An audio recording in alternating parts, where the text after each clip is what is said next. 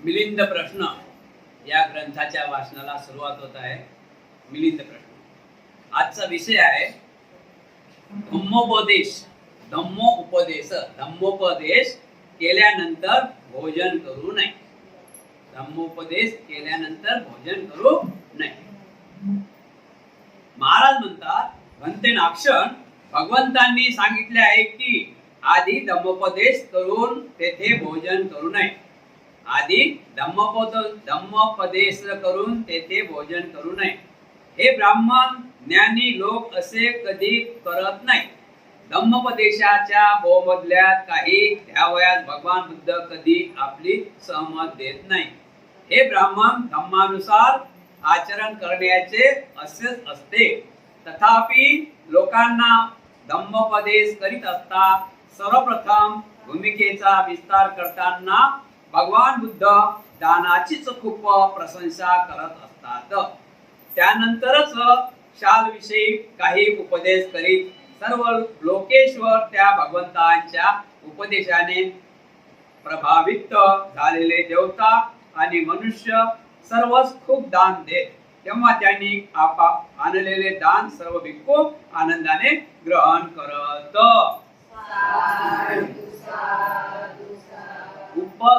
विषय आहे धम्मोपदेश केल्यानंतर भोजन करू नये. म्हणजे प्रवचन दिल्यानंतर भोजन करू नये.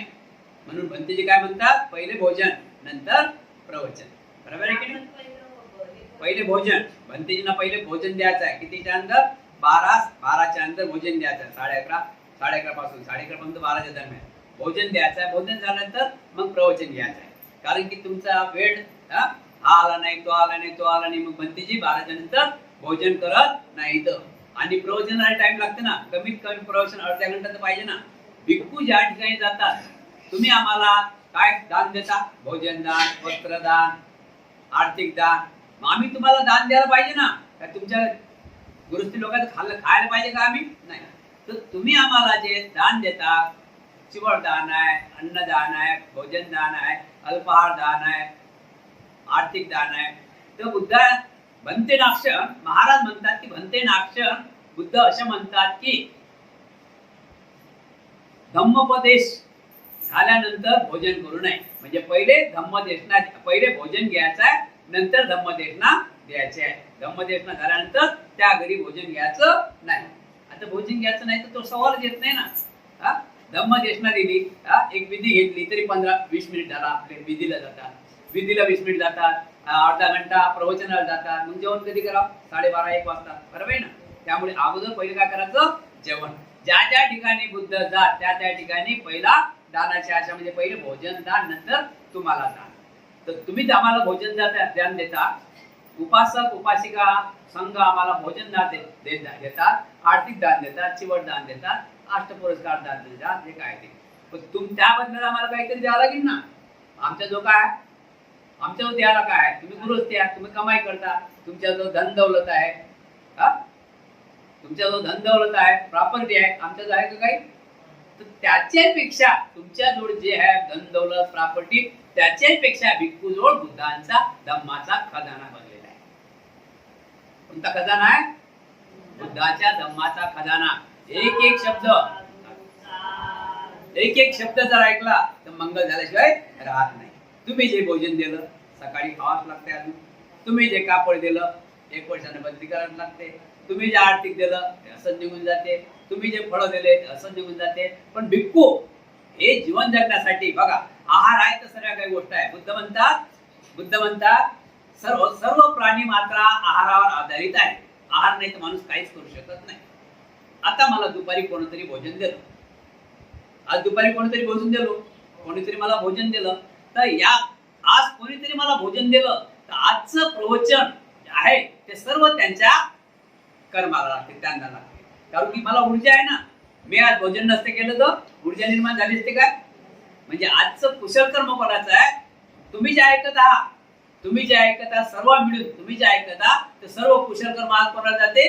की ज्या व्यक्तीने मला ज्या घराने मला भोजन दान दिलं.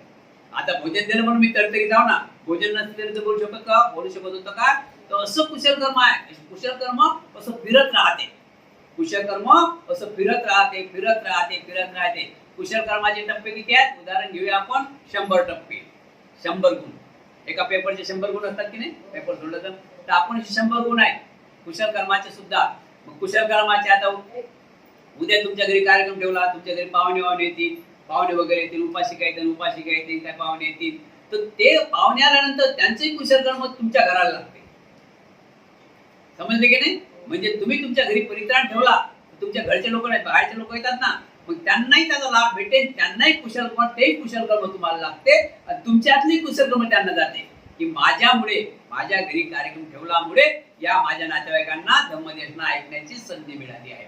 म्हणजे त्यांचे मंगल आहे, त्यांचे मंगल आहे, त्यांचे मंगल आहे. म्हणून भगवान बुद्धाचा धम्म असा आहे की हा सर्वांच्या लाभासाठी, सुखासाठी, हितासाठी आहे. म्हणून सर्वांना त्याचा लाभ भेटते. कोणी पाणी पाजलं त्याचाही लाभ आहे, कोणी चहा पाजला त्याचाही लाभ आहे, कोणी भोजन दिलं त्याचाही लाभ आहे. हेच बुद्धांना दान मिळत होतं जास्त करून.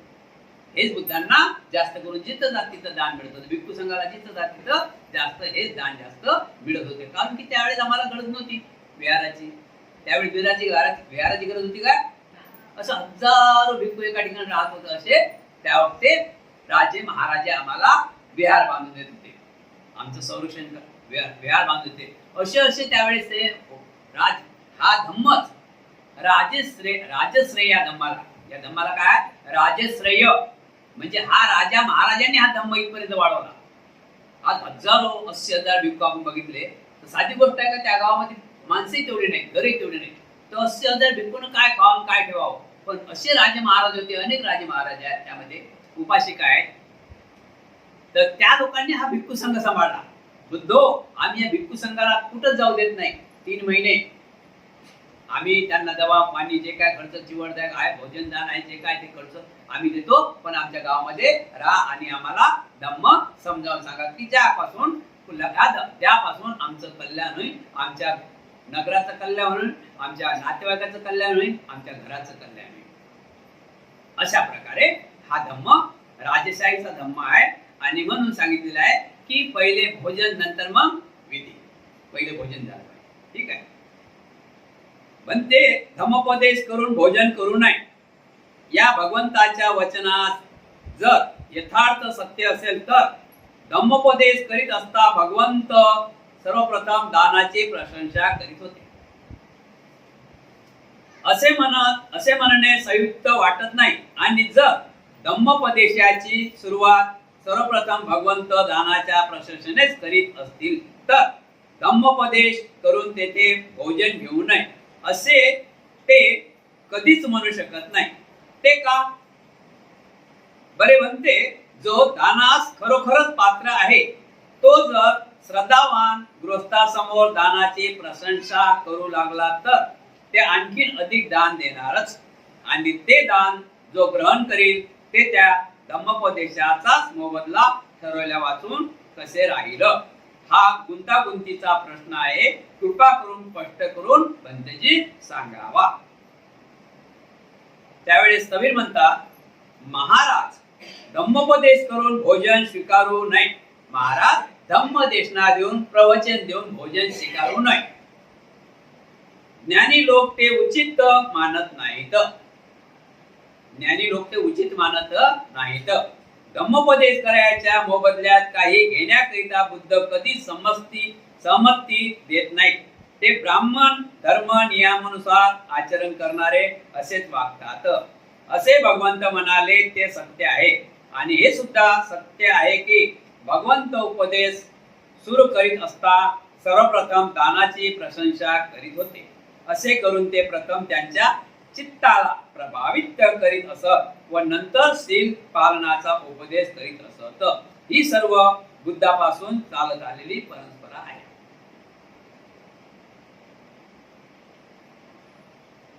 महाराज म्हणतात की म्हणते बुद्ध म्हणतात की धम्मोपदेश करायच्या अगोदर धम्मोपदेश केल्यानंतर भोजन करू नये. धम्मोपदेश केल्यानंतर भोजन करू नये. तर महाराज म्हणतात म्हणते मला असं वाटते की बुद्ध हे दानाला हापापलेलं आहे. पहिले दान आहे तुमचं.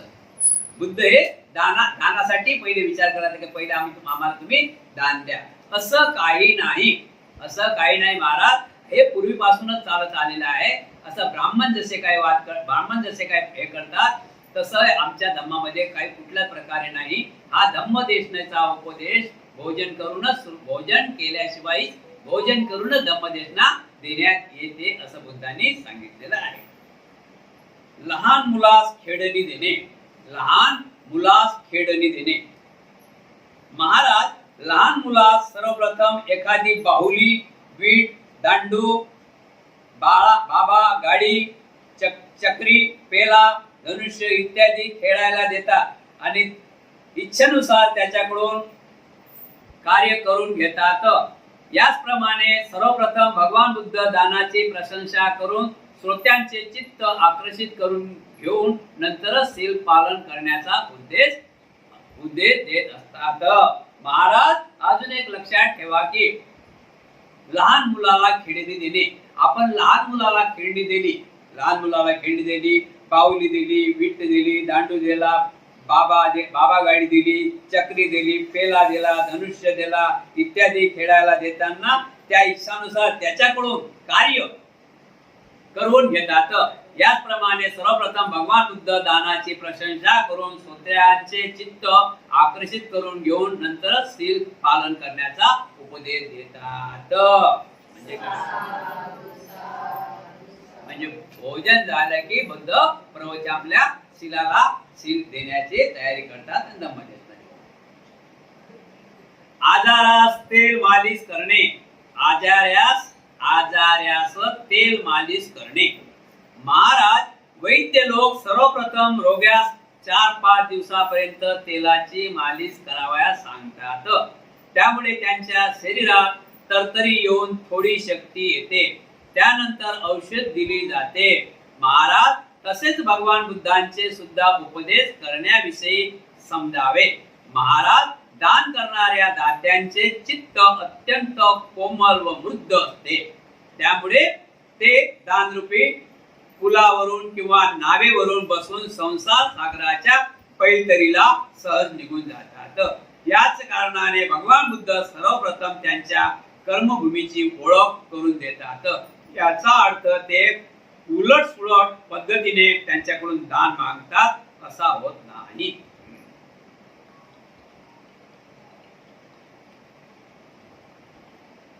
महाराज एक लक्षात ठेवा, जसा कोणी आजारी आहे तर त्याला वैद्य लोक काय करतात, हाडाचा आजार असे वगैरे, तर त्याला 4-5 दिवस मालिश करायला लावतात.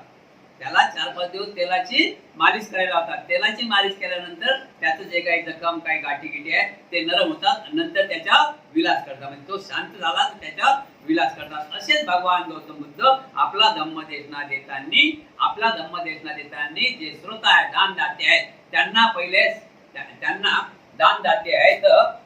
दानदाते आहेत त्यांचे चित्त आकर्षित करून नंतर त्यांना शील देतात. चित्त आकर्षित झालं पाहिजे ना. आता तुमचं चित्त आकर्षित कुठे आहे, वाचनाकडे, तरच मन लागेल ना. तर तुमचं चित्त जिकडे नसेल तर मनात काही विचारात येईल का. त्यानंतर आहे विषय दान कसे मागितले जाते. दान कसे मागितले जाते. बनते उलट पद्धतीने कसे काय दान मागितले जाते. महाराज म्हणतात बनते उलट पद्धतीने कसे काय दान मागितले जाते. महाराज 2 प्रकारचे आहेत. महाराज दान 2 प्रकारचे आहेत.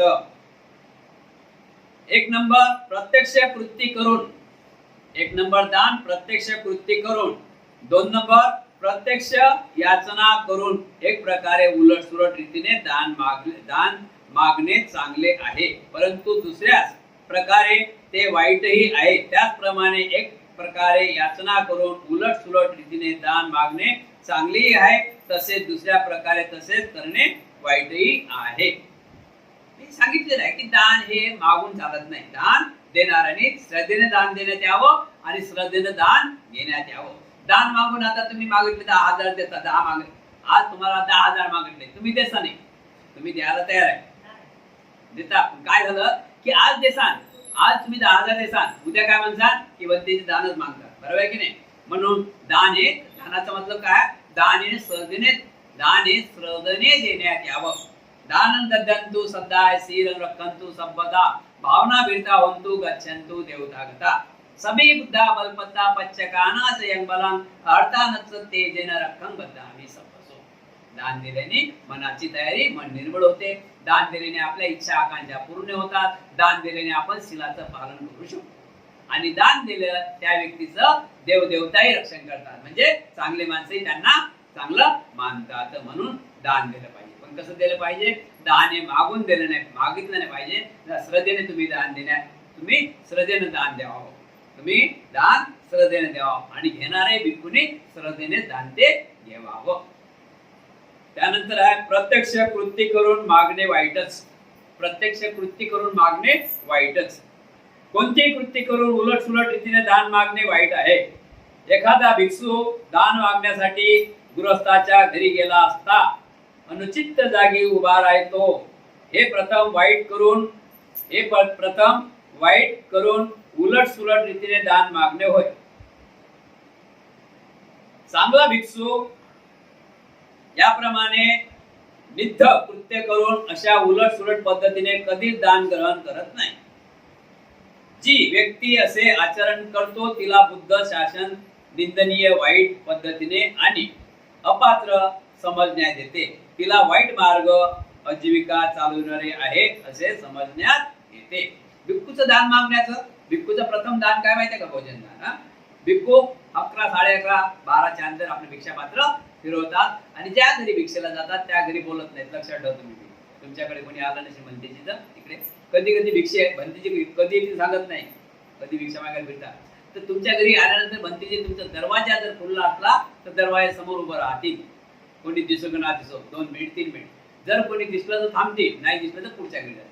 बरोबर आहे ना? एका ठिकाणी थांबणार नाही. म्हणून त्या ठिकाणी दानासाठी आल्यानंतर की कडी वाजवतील की बेल वाजवतील असं कधीच भिक्खू करत नाही. तर तुमचं लक्ष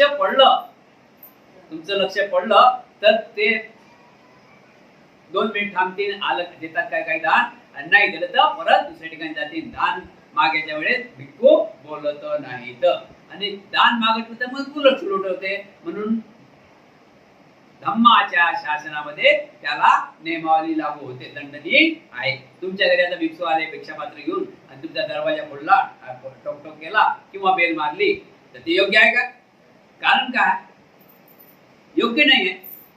जर खुल्ला आहे तिथे तुम्ही बघितलं तर म्हणजे आम्ही जाणून बुजून मागून द्यायला तुम्हाला, तुमचे कामं सोडा आम्हाला दान द्या. तुम्ही कोणतं काम काय करता काय नाही ते सोडा, आम्हाला दान द्या. म्हणून हे उलट सुलट दान मागणे याला म्हटलं गेलेलं आहे. म्हणून भिक्खू हे उलट सुलट दान मागत नाहीत. आणि ज्यांनी दान मागितलं त्यांना दंडही तसाच आपल्या संघामध्ये विनयपीठामध्ये दिलेला आहे.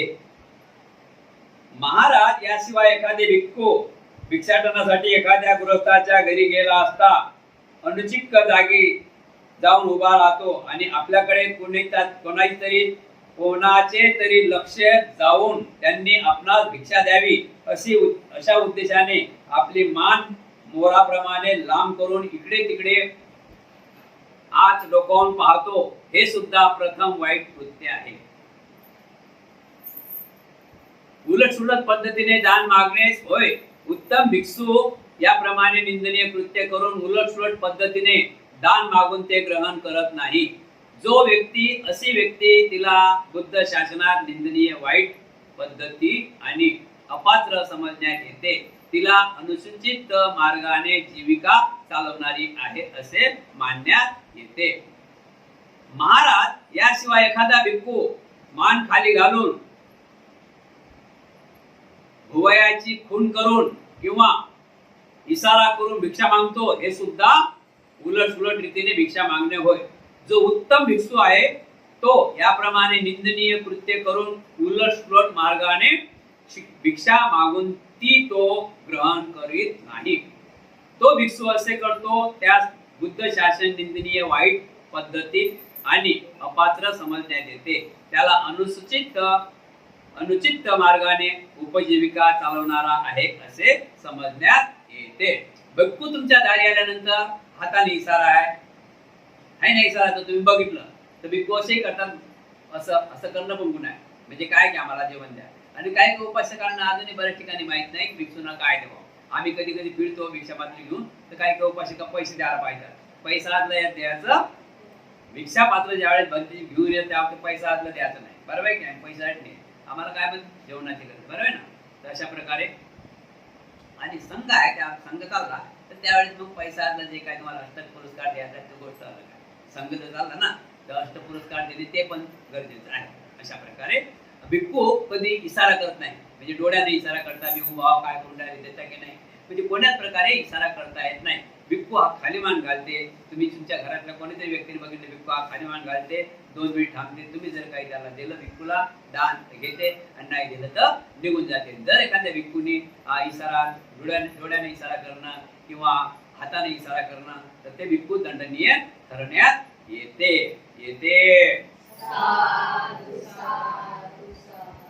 उचितपणे दान मागणे. उचितपणे दान मागणे. कोणती कृती करून दान मागणे उचित नाही. म्हणजे दान कसे श्रद्धाशील संपन्न मनाने दान मागणे आहे, त्याला म्हणतात उचितपणे दान मागणे. कोणती कृती करून दान मागणे नाही. काही उपासक असे करतात ना, काही याला म्हणतात ना असं द्या काही दान, हे झालं ना कृती झाली ना, हे माहीत पडलं ना, ही कृती झाली ना, द्या कृती झाली ना. तर कोणती कृती करून दान मागणे उचित नाही. दान मागायच्या वक्ती नजर एकदम खाली असते आणि कुठल्याच प्रकारे शरीराची हालचाल होत नाही, इशारा करता येत नाही. महाराज एखादा भिक्षाटनासाठी निघाला असता गृहस्थाच्या दरवाजावर जाऊन उचित ठिकाणी जाऊन अगदी सावधानपणे संतर्क आणि शांतपणे उभा राहतो. जर कुणाची काही देण्याची इच्छा असेल तर तो तेथे थांबतो, अन्यथा पुढे निघून जातो. हे चांगले कृत्य करून दान मागणेच होय. जो चांगला भिक्षू आहे तो याप्रमाणे उचित कृत्य करून मागितलेले दान ग्रहण करतो. जो भिक्षू असे आचरण करतो तो बुद्ध शासनात प्रशंसेस पात्र, उत्तम, श्रेष्ठ आणि सम्य असे समजण्यात येते. परिशुद्ध जीविका चालविणारा आहे असे त्याला मानण्यात येते. महाराज देवादिदेव भगवान बुद्धाने सुद्धा सांगितलेले आहे की ज्ञानी लोक कितीही याचना करीत नाहीत. ज्ञानी लोक कधीही याचना करीत नाहीत, म्हणजे मागत नाही. आर्यजन याचना करणे हे वाईट कृत्य समजतात. आर्य लोक भिक्षेसाठी गेले असता अगदी शांतपणे दाराशी जाऊन उभे राहतात, हीच त्यांची याचना होय. समजलं ना ते? त्यानंतर भाग आहे तोंडाने मागून घेणे हे वाईटच.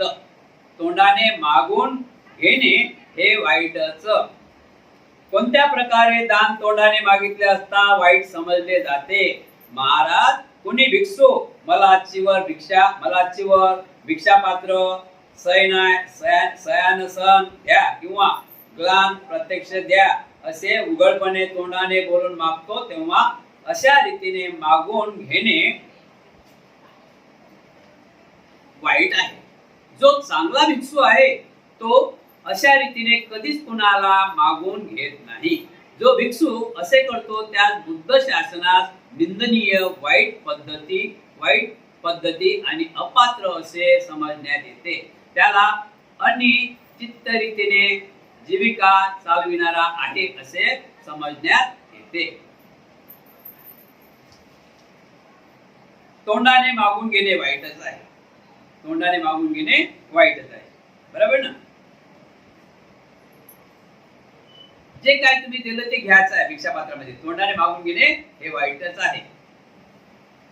आणि जो कोणी भिक्षू मागते तर त्याला दंडनीय शासनात, आपल्या धम्म शासनामध्ये दंड सुद्धा दाखवलेला आहे. म्हणून भिक्षूने तोंडाने भिक्षा मागू नये की मला चिवड द्या, मला अष्टपुरस्कार द्या, मला आर्थिक द्या, नाही. तुम्ही जेव्हा भिक्खूने घ्यावा आणि तुम्ही दान देता तर त्यात काही शंकाच नाही ना. दान तुम्ही देता, तुमच्या दानावर भिक्खू जगतात ना. भिक्खू का काम धंद्याला काय? तुमच्या दानावर भिक्खू जगतात, भिक्खू तुमचं काम करतात. तुमच्या दानात भिक्षू असतात म्हणून अशा प्रकारे मागून दान नाही. आता मी काय तुम्हाला माहित पण काय पाहिजे काय नाही पाहिजे, त्यामुळे मागायचं काही कामच पडत नाही ना, आहे ना. अशा प्रकारे मागून दान मागून घेणे चांगलं नाही. बनते म्हणतात, महाराज कुणी भिक्षू मला अमुक वस्तू द्या असे इतरांजवळ उघडपणे बोलून मागत असतो, त्याप्रमाणे इतरांकडे याचना करून तो लोभी होतो. अशी याचना करणे सुद्धा वाईटच आहे. जो चांगला भिक्षू आहे तो कधीही कुणाकडे याप्रमाणे याचना करून काही मागून घेत नाही. जो भिक्षू अशा प्रकारे याचना करतो त्यास बुद्ध शासनात निंदनीय, वाईट पद्धती आणि अपात्र समजण्यात येते. ज्याला अनुचित रीतीने जीविका चालवणारा आहे असे समजण्यात येते. जो भिक्षू भिक्षा मागण्याच्या व्यक्ती अनेक गोष्ट त्याला आवडतात ते मागतात, त्या भिक्षू निंदनीय ठरवण्यात येते. महाराज याशिवाय कोणी भिक्षू लोकांना असे सांगत असतो की भिक्षूंनो असे दान दिले पाहिजे ना, भिक्षूंना असे दान दिले पाहिजे. ते ऐकून लोक सुद्धा त्यांनी सांगितलेल्या वस्तूचे दान देत असतात. याप्रमाणे बोलून वस्तूचे दान मागणे सुद्धा वाईटच आहे. जो चांगला भिक्षू आहे तो अशा प्रकारे कधीच आपणाकरिता दान मागून घेत नाही. जो भिक्षू असे करीत त्यास बुद्ध शासनात निंदनीय, वाईट पद्धत आणि अपात्र समजण्यात येते. त्याला अनुचित मार्गाने जीविका चालवणारा आहे असे समजण्यात येते. जो भिक्षू मागून भिक्षा मागून उपासकांना मागत राहते आणि भिक्षामध्ये, तर तो भिक्षू अपात्र ठरते, तो भिक्षू दंडनीय ठरते. स्थवीर म्हणतात, महाराज एकदा धर्मसेनापती स्थवीर सारीपुत्त सूर्य मावळला आणि रात्री आजारी पडले. महाराज एकदा धर्मसेनापती स्थवीर सारीपुत्त सूर्य मावळला आणि रात्री आजारी पडले. तेव्हा धम्मसेनापती स्थवीर महामोगलायन त्यांना विचारले की तुम्हाला कोणती औषध पाहिजे. यावर स्थवीर सारीपुत्तांनी सांगितलेले औषध आणले गेले. परंतु एवढ्यातच स्थवीर सारीपुत्तांना स्मरण झाले की अरे मी तर हे औषध स्वतःच्या इच्छेप्रमाणे मागून घेतले आहे. हे फार वाईट झाले. असे केल्याने माझी जीविका अशुद्ध ठरेल. तेव्हा त्यांनी ते औषधच सेवन केले नाही. याप्रमाणे मागून घेणे सुद्धा वाईटच आहे. जो चांगला भिक्षू आहे तो कधीच मागून घेत नाही. असे करणारी व्यक्ती बुद्ध शासनात निंदनीय, वाईट पतित आणि अपात्र समजली जाते. तेव्हा अशुद्ध जीवन चालवणारी आहे असे समजण्यात येते. महाराज आपण एक लक्ष ठेवा, मागून भिक्षा मागणे योग्य नाही. भिक्षा मागणे हे धम्मामध्ये दंडनीय आहे, भिक्षा मागणे हे निंदनीय आहे. पण सारीपुत्त महास्थवी सारीपुत्त आजारी पडले होते आणि त्याच्या ठिकाणी त्यांना भेटायला महामोगलायन गेले. आणि आपण विचारतो ना तुम्हाला काय झालं, आजार काय नाही झालं, ताप आली गोळी आणू काय, लिक्विड आणू काय, असं. आणि त्यांनी विचारलं आणि सारीपुत्तांनी चटकन जबाब दिला की मला हे दवा घेऊन या. आता दवा घेऊन या. दवा आणायला ते गेले. दवा आणायला गेले आणि सारीपुत्त दवा घेऊन आले. सारीपुत्त बंदीसाठी दवा घेण्यानंतर त्यांना चटकन आठवण आली की मला हे निंदनीय भिक्षा नाही पाहिजे, मी तोंडाने मागलं हे गलत झालेलं आहे. शेवटी त्यांनी ते दवा घेतली नाही. कारण काय, त्यांनी स्वतः मागितली होती म्हणून त्यांनी दवा घेतली नाही. आता तो काळ थोडा अलग आहे, आजचा काळ थोडा अलग आहे. लक्षात, तो काळ थोडा अलग आहे, आजचा काळ थोडा अलग आहे. आज मागितल्याशिवाय आई काम करत राहते, आई काम करत राहते, बेटा झुल्यात आहे, आई काम करत राहते, बेटा झुल्यात आहे, आई काम करत राहते, बेटा झुल्यात आहे. आणि बेटा रडल्याशिवाय आई त्याला जवळ काही, बरोबर आहे ना. म्हणून आजकाल सर हर गोष्टीमध्ये परिवर्तन आहे, हर गोष्टीमध्ये परिवर्तन आहे. ठीक आहे ना. तर अशा प्रकारे भिक्षाचं याचनामध्ये सांगितलेलं आहे. दुसरा भाग आहे उचितपणे याचना करणे. उचितपणे याचना करणे. याचना म्हणजे विनंती. समजलं? याचना म्हणजे विनंती.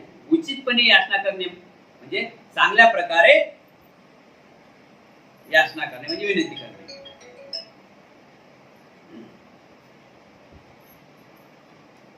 उचितपणे केलेली याचना उत्तम म्हणून समजण्यात येते. ती कोणती बरे?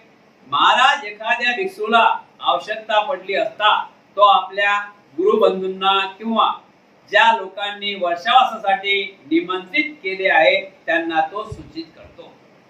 याप्रमाणे मागून घेणे उचित समजले जाते.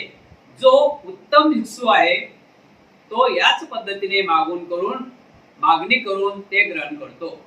जो भिक्षू असे करतो त्यास बुद्ध शासन सन्मानित उत्तम श्रेष्ठ आणि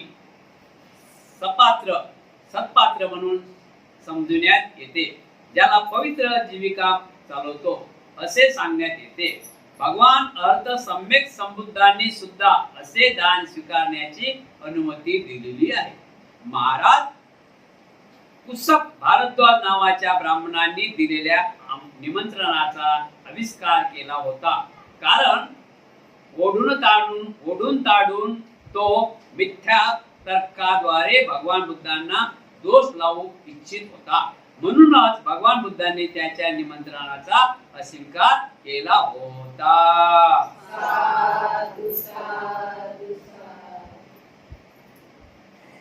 विषय आहे समजलं ना.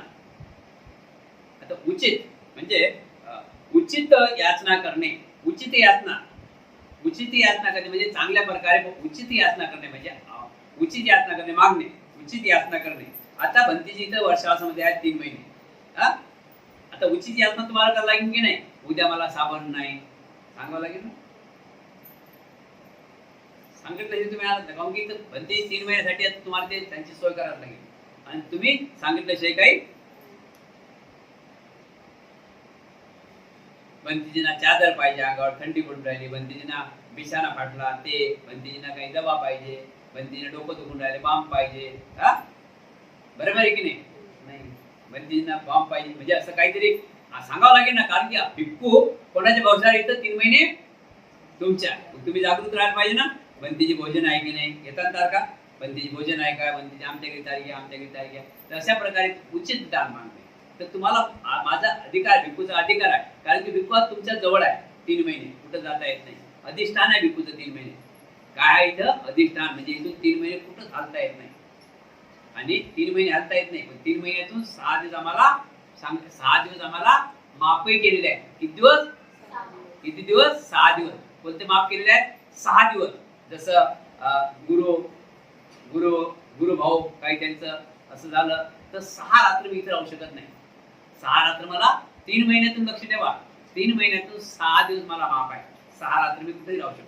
पण तसं काम असलं पाहिजे की ते काम खरंच तिथे गेल्याशिवाय माझ्या म्हणजे मी तिथे गेलंच पाहिजे. आता सुखद आहे घटना दुःखद आहे जावंच लागेल ना तिथं. काल बंतीजी कुठे 1 तारखेला कुठे जाणार होते? बीडला. कशामुळे नाही गेले? आपल्या बाजूने महास्तवीर ज्योतिर्थ बंतीजी आजारी आहे. गेले का बंतीजी? संघ महत्वाचा आहे ते लग्न महत्वाचं नाही.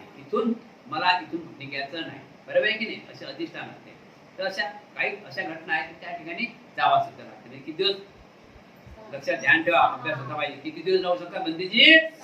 6 रात्र. 6 रात्र कुठे राहू शकतात पण 7व्या रात्री राहता येत नाही. त्याच्यानंतर सुद्धा 6 रात्र जाण्यासाठी सुद्धा त्यांना आपलं हे आहे पत्ती आपल्या विनयपीठक आहे विनयपीठक. तर ते गाथा म्हणायला लागते इथं. ते गाथा बुद्धाला म्हणाला की बुद्धो मला असं या ठिकाणी असं कामानिमित्त जावं लागते. ते गाथा 3 वेळा म्हणाला लागते. तुम्ही जशी याचना करता ते 3 वेळा गाथा म्हटल्यानंतर मग मला विहारातून बाहेर जावं. तसं जाता येत एवढा नाही. दुसरा विषय आहे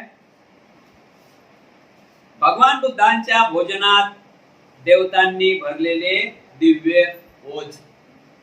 भगवान बुद्धांच्या भोजनात देवतांनी भरलेले दिव्य ओझ.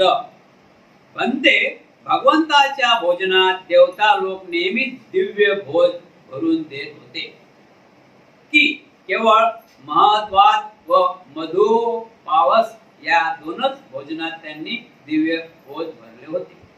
डबल. महाराज म्हणतात, म्हणते नाक्षण, भगवंताच्या भोजनात देवता लोक नेहमी दिव्य ओझ भरून देत होते की केवळ मदवात व मधु पायस या दोनच भोजनात त्यांनी दिव्य भोज भरले होते. महाराज नेहमीच भगवान बुद्ध भोजन करीत असता देवता लोक त्यांनी घास उचलला की त्या दिव्य भोज भरून देत असत. ज्याप्रमाणे राजाने घास उचलला की त्याच्या स्वयंपाकी त्या प्रत्येक घासावर कोथिंबीर घालतो, तदत्त देवता लोक भगवंताच्या भोजनासमयी प्रत्येक घासावर ओझ भरीत असत. वेरंजाम मध्ये सुद्धा कोरड्या जवाचे भोजन करीत असता देवांनी ते दिव्य ओझांनी वेळोवेळी भिजविलेले होते. त्यामुळे भगवान बुद्धांचे शरीर अगदी पुष्ट बनले होते. बनते नाक्षण, बनते भगवान बुद्धांचे शरीर अगदी पुष्ट व निरोगी राहावे म्हणून ज्या देवता नेहमी तत्पर राहत असत त्या देवता धन्य होत. ठीक आहे म्हणते नाक्षण, मी एवढ्यावरून समजले आहे.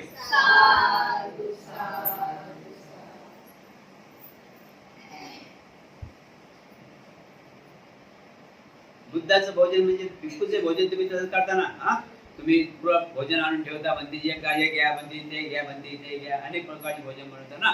तसं देवलोक सुद्धा भिक्खू घास घेताना पण कोथिंबीर घास घेताना पण म्हणते घ्या, बुद्ध हे घ्या, अशा प्रकारे. बुद्ध ते बुद्ध, बरोबर आहे की नाही? अशा प्रकारे भोजनात सांगितलेलं आहे. त्याच्यानंतर आहे धम्मोपदेशासाठी बुद्धांची अनुस्कुलता. धम्मोपदेशासाठी बुद्धांची अनुस्कुलता. म्हणते नाक्षण, तुम्ही लोक म्हणता की भगवान बुद्ध 4 असंख्य 1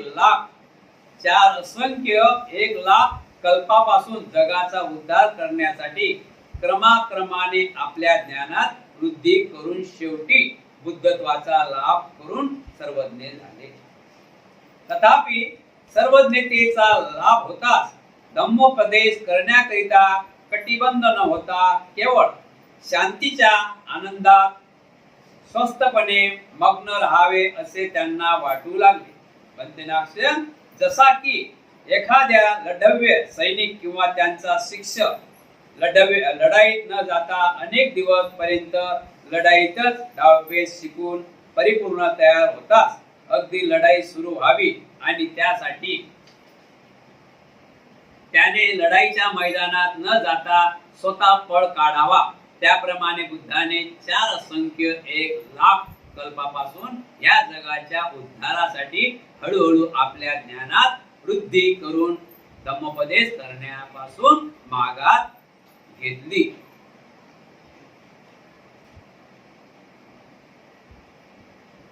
त्याचप्रमाणे बुद्धाने 4 असंख्य 1 लाख कल्पापासून या जगाच्या उद्धारासाठी हळूहळू आपल्या ज्ञानात वृद्धी करून धम्मोपदेश करण्यापासून माघार घेतली.